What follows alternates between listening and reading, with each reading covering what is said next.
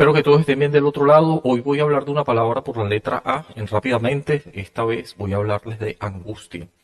Y cuando uno profiere esta palabra o la escucha, está ya haciendo hincapié a un temor, una ansiedad que le lleva a pensar en cómo yo voy a hacer esto, para qué, cuáles son las consecuencias.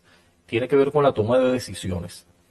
Todos nosotros tenemos que tomar decisiones todo el tiempo y es verdad que nuestra responsabilidad está en asumir las consecuencias de esto. Independientemente de a quién tengamos al lado, si eres un adulto, estas decisiones van a tener repercusiones en tu vida. Por supuesto, también van a impactar en la vida de otros. Muy probablemente y prácticamente se puede decir que sin necesidad de que haya una intención previa, o puede ser que sí, capaz y sí, pero cualquier decisión que tomemos va a tener repercusiones en nuestra vida, una más que otra. Por supuesto, hay decisiones que son eh, muy fáciles de tomar, muy intuitivas, muy, se puede decir, de todos los días, rutinarias, y no tienen mayor implicaciones o no generan mayor impacto. Por ejemplo, si yo decidí ponerme esta camisa esta mañana, quizás, o esta franela, o chompa, como le dicen por aquí, o lo que sea, cualquier prenda que te hayas decidido poner, es una decisión que obviamente tuviste que tomar sin no mucha información previa, no sé, el clima te lleva a ponerte cierta prenda de vestir, la ocasión, el código de vestimenta, en fin, porque te gusta y ya, porque es fresco, porque ese color combina con otra prenda de vestir que acompañe, y todo ese tipo de cosas que se suele tomar en cuenta, pero no es una decisión que vaya a determinar o generar mayor impacto. Por supuesto, algún impacto generará en alguien, pero generalmente uno lo hace para su propia satisfacción, generalmente, porque muchas veces está comprometido el qué dirán los demás, o el estilo o la forma siempre está dentro del rango, o casi siempre. Quiero decir esto porque a veces hay gente, y cualquiera de nosotros pudiera adoptar una actitud extravagante, y bueno, nada, eso también se suele ver, pero generalmente, una vez más, respetar el código de vestimenta cultural implantado en cierto lugar donde nos desenvolvemos, es lo que también tomamos en cuenta sin ni siquiera percatarnos tanto de ello. O sea que prácticamente es una forma muy intuitiva y a veces deliberada, eso sí, pero después de tanto hacerlo pasa al terreno de la intuición, de lo que es a priori, rápido. Bueno, no voy a gastar tanto tiempo en decidir qué me voy a poner para irme. Entonces ya yo tengo eso más o menos predeterminado en mi forma de elegir la ropa, por ejemplo. Si es verdad que hay muchas otras cosas que generan angustia. Entonces la angustia va de la elección, para empezar por allí. Cuando eres libre y otros no eligen por ti. Y eso justamente tiene que ver con lo que decía en su momento Immanuel Kant, ¿sí?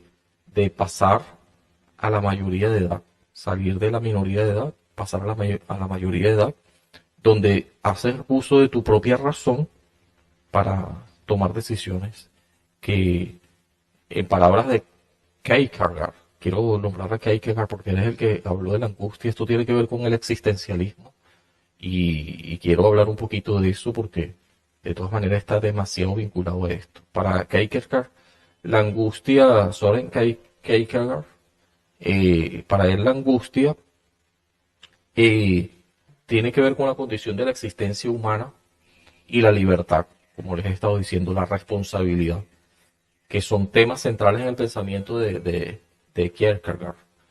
Y Por supuesto, este filósofo danés, él nos va a decir que es la cuestión del individualismo vista desde el punto de vista responsable. La angustia y la naturaleza que ésta comporta tiene que ver con un hombre, una persona en general consciente, mientras que es un sentimiento que te va a llevar a no tomar decisiones tan deliberadas, sino pensártelas antes. Sin embargo, si nos vamos a Nietzsche, es una cuestión de afirmación, ¿sí? Yo no le puedo echar la culpa a nadie, de modo que mis decisiones estarían en el rango de lo que yo puedo establecer o no, es contingente y va a depender de mí. Y pone el ejemplo de Adán.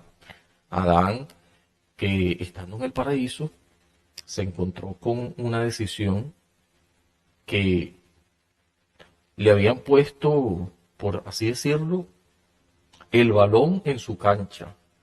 Era una decisión que él tenía que tomar y ya, pero tenía consecuencias.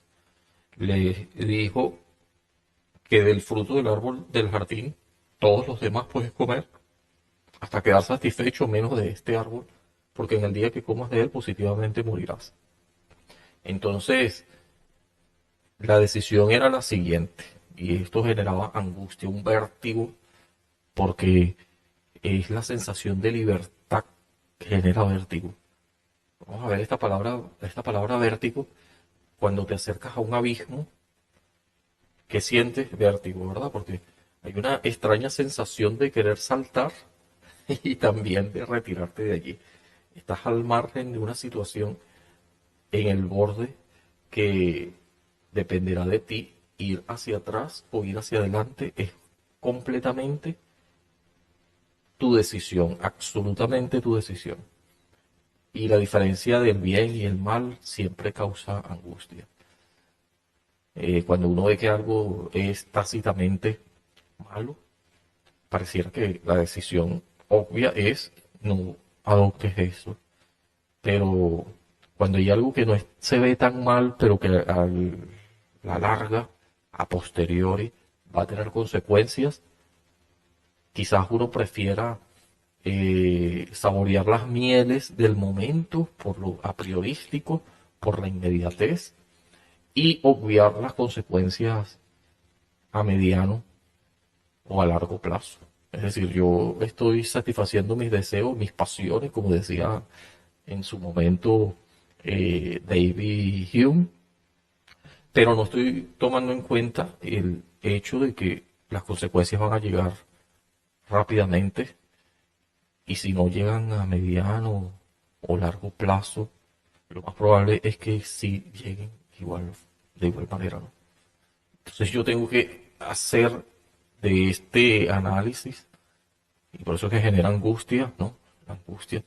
Y si decido, y si no, y si me quedo, y si pierdo tiempo, y si esto es lo mejor, y después voy a estar arrepentido por no haber hecho lo que debía haber hecho. O sea que es completamente angustioso.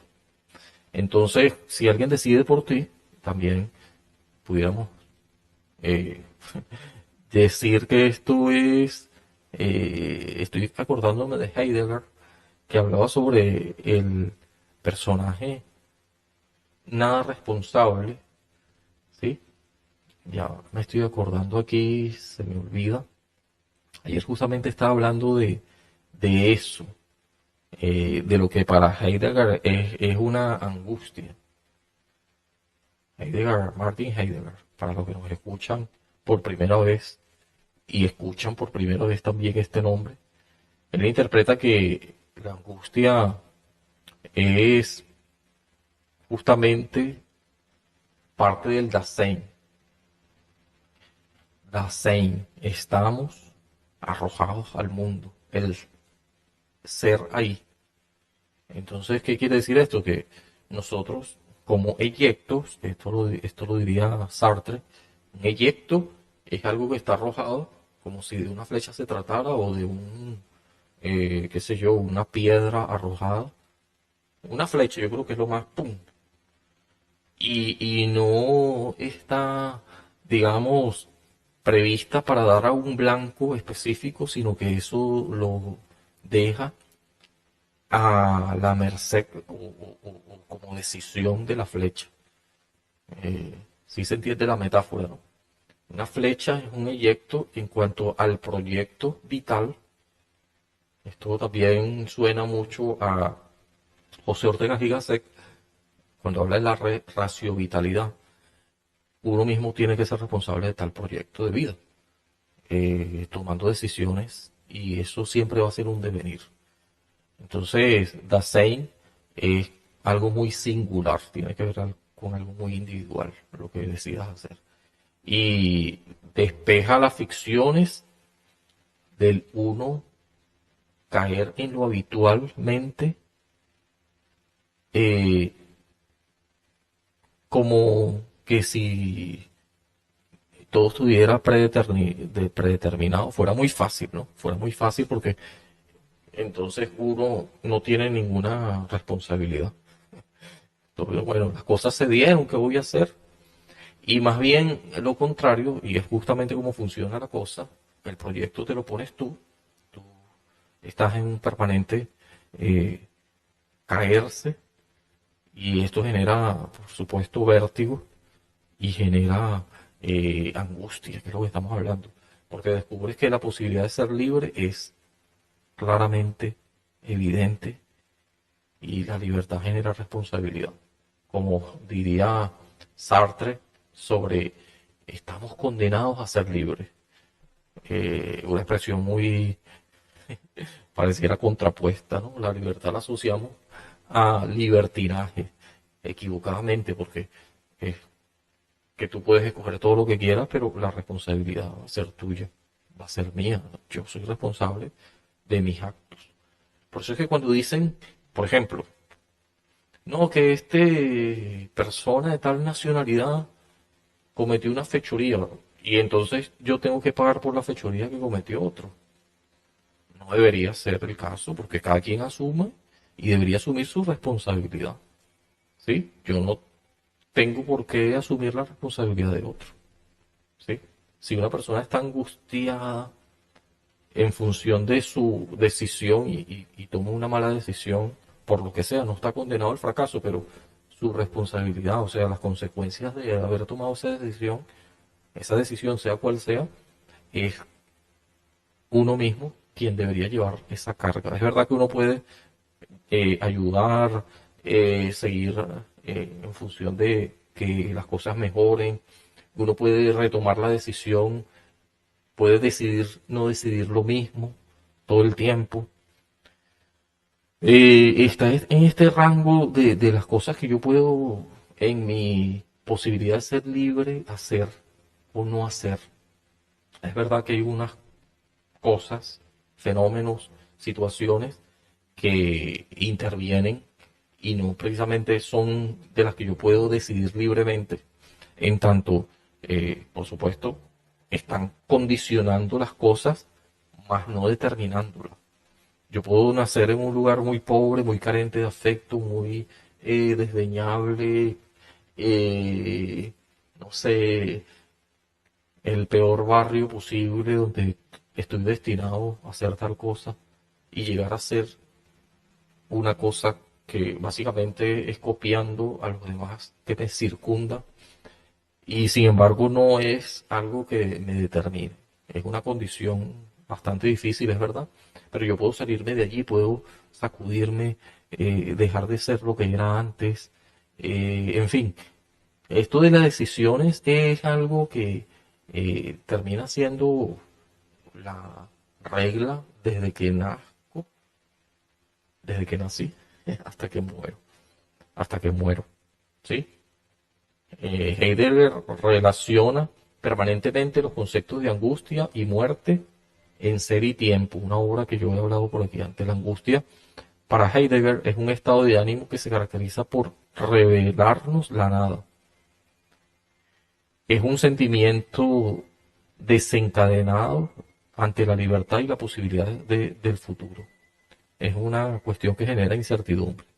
Ya les decía que Kierkegaard veía la angustia como la finitud, infinitud, una infinitud egoísta, de la posibilidad de decidir que reside en la angustia. ¿Por qué? Porque te oprime en la medida de que el individuo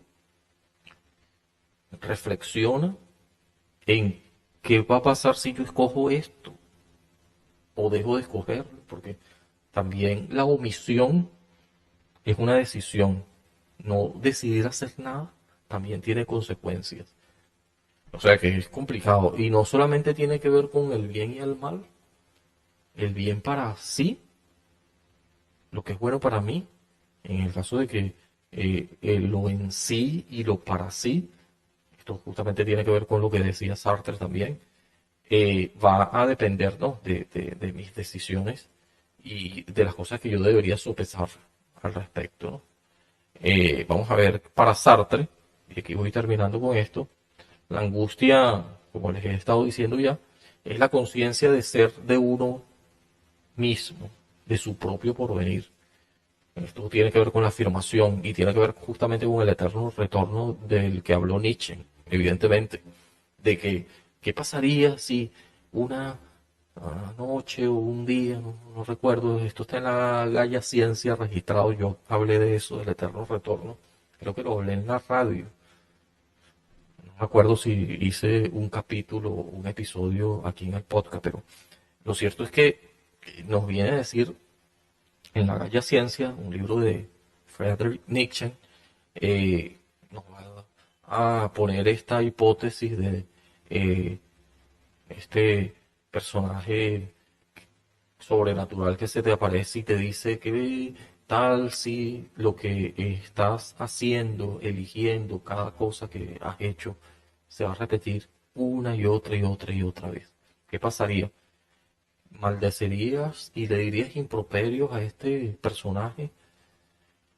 ¿O más bien te alegraría porque, bueno, lo que yo he hecho, bueno y malo, que me salió bien o no tan bien, es lo que me ha definido o de alguna manera forma parte de lo que mi vida en sí misma comporta, ¿no? Entonces yo pudiera estar tranquilo o ansioso diciendo, wow, ¿cómo tú vas a decir que se va a repetir esto una y otra vez? No, y yo tendría que mejorar al respecto para que si se va a repetir, que bueno, que no se repitan tantas cosas malas. Yo tengo que actuar lo mejor que se pueda, tomar las decisiones lo mejor posible. Es verdad que algunas intervienen y hacen conflicto con otras decisiones de otros que terminan afectándome, pero en función de eso yo debería otra vez tomar decisiones. No estoy diciendo de que yo no sea, eh, vamos a decir, arrastrado, pudiera hacerlo por decisiones ajenas, pero no me determinan, una vez más. Me influyen, me condicionan, pero yo en función de eso puedo, ok, vamos a ver, vamos a analizar las cosas, vamos a ver qué puedo decidir en adelante. Y no tengo por qué irme eh, todo el tiempo siendo consecuente con una decisión que evidentemente ya no funciona o siempre estuvo mal. La angustia tiene que ver con eso, la condición de conciencia, autoconciencia, que nos va a llevar a tener en cuenta de que no hay excusa detrás de nosotros ni que nuestras decisiones muy propias vengan a decir que, bueno, yo tengo que ser consecuente y tengo que ser eh, fiel a esta decisión que ya no está funcionando, por orgullo, por lo que sea. La angustia nos hace conscientes en la medida de que nosotros no vamos a justificarnos, sino vamos a reflexionar y tomar decisiones de manera deliberada y no todo el tiempo a priori, porque esto causa mucho, eh, bueno, mucha posibilidad de que te vayas a ir por una decisión mala. Como cuando yo voy a escoger tomates o frutas en una compra que yo estoy haciendo normal, común y silvestre. Yo estoy comprando mis cosas y me dicen, mira, te voy a poner todos estos tomates en esta funda o bolsa negra, toma, llévatelo. no lo revises, que eso está bien, confía en mí. Y uno dice, no, pero ya va, déjame ver los tomates, déjame yo mismo escogerlos. Y entonces yo me tomaría el tiempo y no es que toma, llévatelo, porque eso más bien causa desconfianza, que alguien te esté diciendo de forma, prácticamente te esté coaccionando a que tomes una decisión que al final tú eres el que vas a, usted es el que va a tener que, bueno, tomar en cuenta de que ni siquiera culpar a otro porque te coaccionó, porque tú dejaste que te coaccionaran. Y si dejaste, porque a veces pasa de que nos persuadieron o nosotros creímos que fue o es la mejor decisión posible, en su momento a lo mejor era el caso, pero que las cosas cambian. Probablemente no debería yo seguir en eso, es lo más seguro. O si le doy unas, no sé, lo pospongo, estoy procrastinando y finalmente yo hablé esto con una psicóloga la vez pasada sobre la procrastinación, que parece siempre mal, negativo, hasta cierto grado sí lo es, pero es más bien una especie de adaptación, ¿sí? Es un recurso que usamos para posponer esto que vamos a hacer y que deberíamos hacer, no lo estamos haciendo y lo estamos siempre posponiendo, por eso que se llama procrastinación y prefieres sumergirte en tu propio dolor y entrar en un estado de inactividad. Entonces causa ansiedad el hecho de que esto falta por hacer, de que esto que estoy haciendo no debería hacerlo, o de que estoy en shock, por así decirlo, porque no he tomado ninguna decisión, estoy al borde del abismo. Esto causa angustia. La angustia es una desesperación que acompaña a todas las acciones para Sartre. La angustia es una condición de acción también, porque implica enfrentar la pluralidad de posibilidades. En una pluralidad de posibilidades, yo tengo que escoger y cuando yo escojo, ¿sabes qué pasa? Porque uno siempre habla de escoger, pero es que has dejado de escoger también. Yo escojo, pero también dejo de escoger, porque después de todo debo escoger una sola cosa. O es esto o es esto otro. Porque si escojo las dos cosas, probablemente hagan cortocircuito, causen más tensión y nada, causan muchísimo más angustia, este sinsabor de haber escogido mal o de haber escogido dos cosas, bueno, nada, en un mar de posibilidades. La angustia tiene que ver con la conciencia de que no tenemos excusas detrás de nosotros ni justificaciones entre nosotros. Tiene que ver con que nosotros estamos condenados a ser libres en la medida de que nuestras decisiones nos pertenecen, igual sus consecuencias.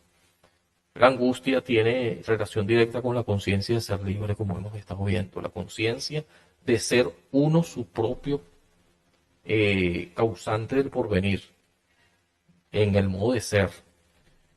Entonces la angustia está ante el porvenir, esta sensación de devenir que además no nos debería condicionar.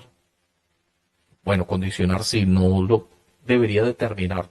Si hay condiciones que interfieren en nuestras decisiones. Gente que se puede meter en el medio, para bien o para mal, no sé, eso va a depender de muchos factores, muchas variables. Cada quien tiene su propia manera y forma de configurarse según su mundo. Hablo de su mundo, es quién te rodea, con quién decides eh, estrechar relaciones, amistades, lo que sea. Y esto siempre va en una condición de fluir. Todo fluye, decía Heráclito. Nadie puede pasar un río, un mismo río dos veces. Elegir nos crea una sensación de desasosiego. Y para eh, Soren Kierkegaard, Kierkegaard la angustia engendra angustia en la medida que posponemos. ¿Sí? Eh, La angustia es una categoría del espíritu que sueña y en cuanto a tal pertenece en propiedad temática a la psicología. En el estado de vigilia aparece la diferencia entre yo mismo y todo lo demás mío. Al dormirse, esa diferencia queda suspendida y soñando se convierte en una sugerencia de la nada. Esto es una cuestión que estoy leyendo aquí de un artículo que habla de qué es la angustia para Kierkegaard. Pero se puede definir, ya les decía, el ejemplo que pone Kierkegaard nos ayuda a tener una definición desde este punto de vista, que es como Adán, una vez más, eh, la presuposición que había del pecado hereditario, de manera que Kierkegaard menciona que la angustia es el camino también para que la humanidad sea salvada. En la medida que, por supuesto, Kierkegaard era cristiano, como podemos ver, y tenía estos valores bien arraigados, ¿no? Pero sirve de metáfora y obviamente es algo que muchas personas pudieran eh, creer o no, pero es una realidad contundente, ¿no? Contundente, demasiado contundente. De modo que entendemos que ante elegir una pluralidad de asuntos, de cosas, es un vértigo de la libertad, en pocas palabras. Es el efecto vertiginoso de contemplar la inmensidad de las propias posibilidades.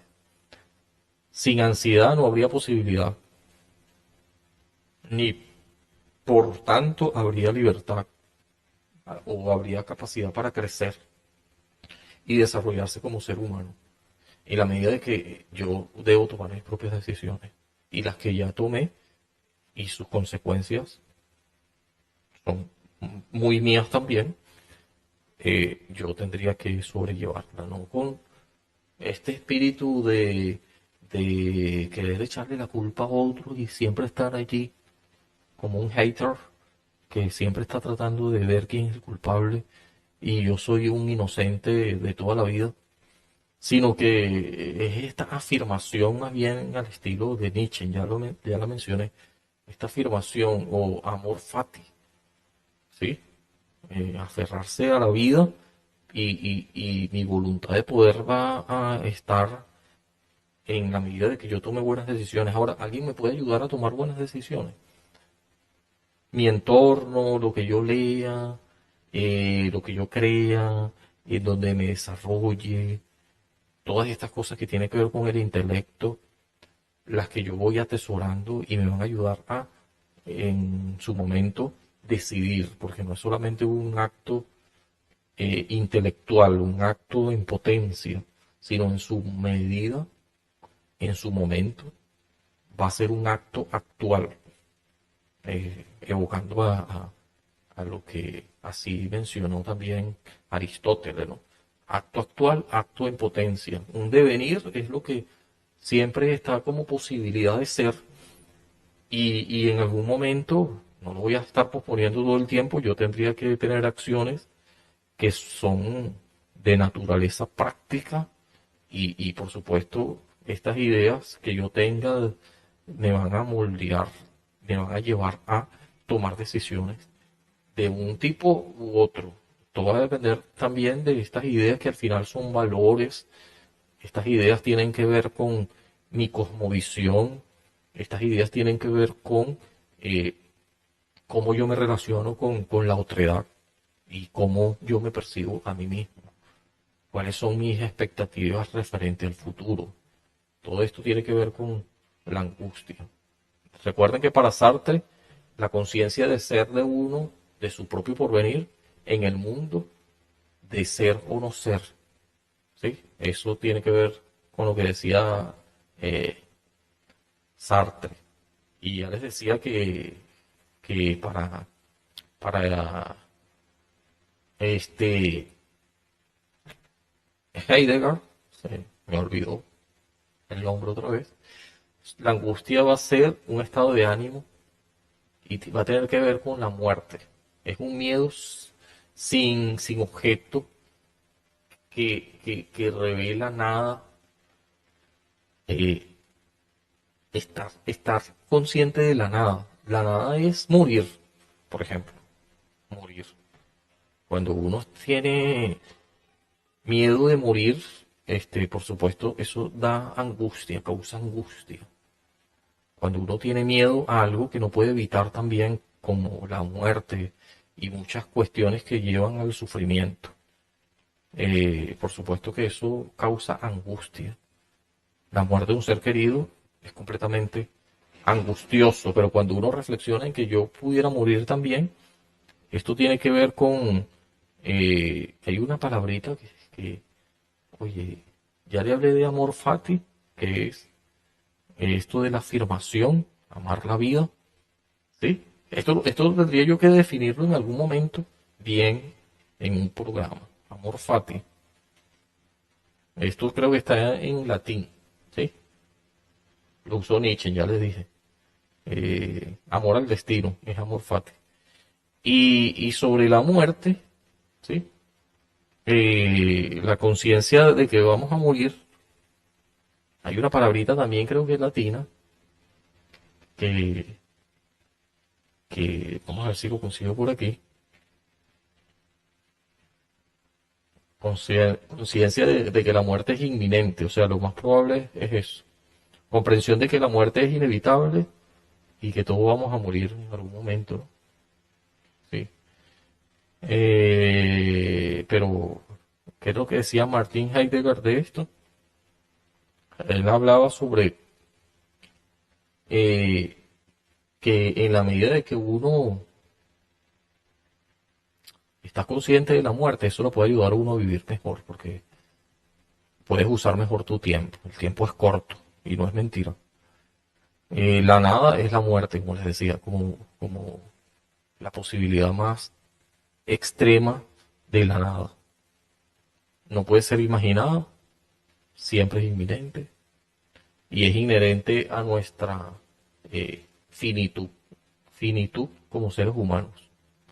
A partir de esta conciencia, somos seres relativamente eh, libres en el sentido de que tenemos estructurada nuestra conciencia de finitud, lo cual nos va a permitir eh, tener mejor, eh,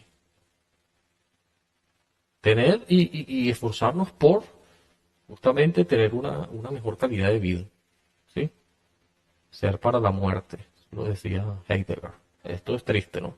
Y genera angustia, sin lugar a dudas, ¿sí? Ahí estaba chequeando unas cositas por ahí. Ay, vamos a arrimarme para acá, chicos. Ya estoy terminando. Dije que esto no iba a ser muy largo, pero sí que lo fue.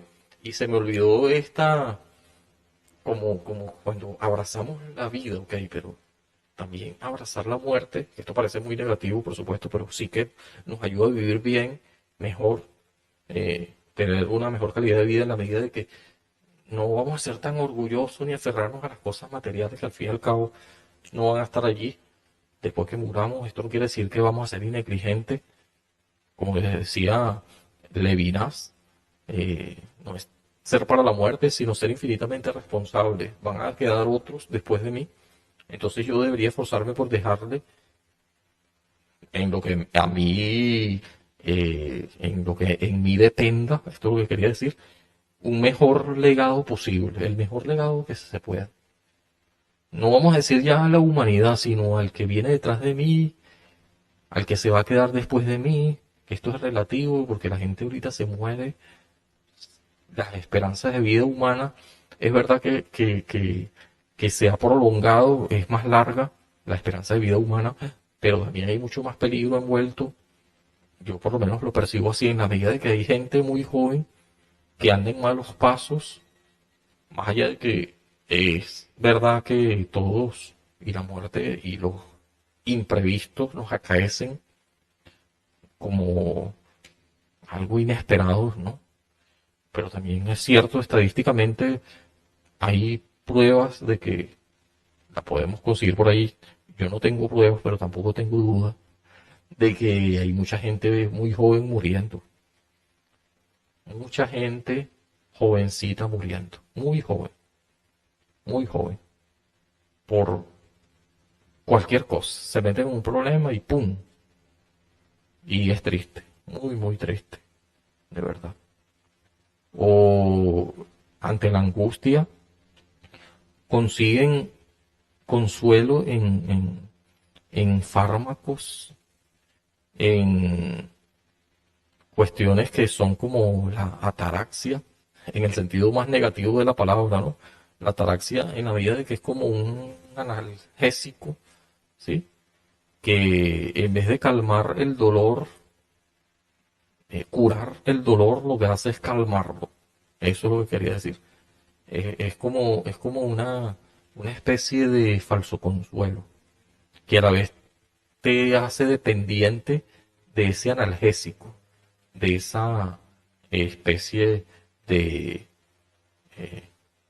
suavizar el dolor. Y que quien no quiere suavizar su dolor, por supuesto, pero habría que ver si esto es un placebo que al fin y al cabo lo que te está haciendo es engañar a ti mismo y no curar, sino posponer el dolor. Lo que hace es eso, posponer el dolor, porque es un analgésico.